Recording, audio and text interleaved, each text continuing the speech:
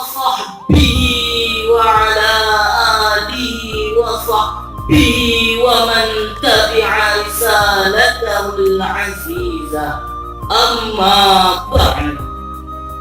Dewan Hakim yang arif dan bijaksana, hadirin dan hadirat sebangsa dan setanah air yang kami banggakan.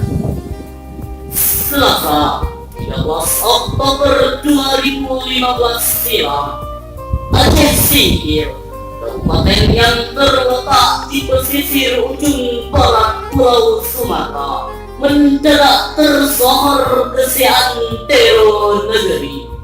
Bagaimana tidak, peristiwa pembakaran gereja oleh massa bentrok antar warga yang berakibat jatuhnya korban jiwa.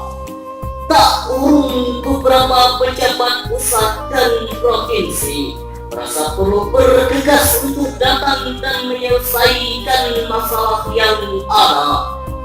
Kerusuhan tersebut hadirin disebabkan oleh persoalan hukum dan pembenturan kalangan tertentu terhadap kearifan regulasi yang ada di Aceh. Komunikasi antar masyarakat kurang terbangun dengan sehat dan kondusif.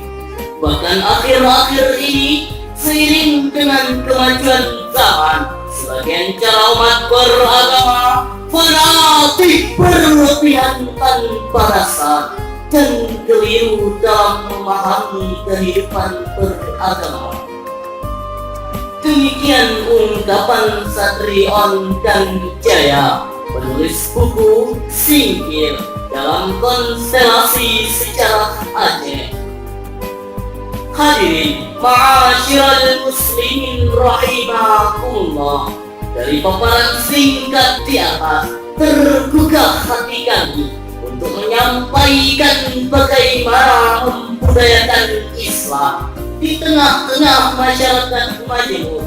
Maka Islam dalam menyikapi keberagaman bangsa Indonesia adalah judul yang akan kami sampaikan pada kesempatan kali ini dengan rujukan firman Allah surat Al-Hujurat ayat 13 sebagai berikut.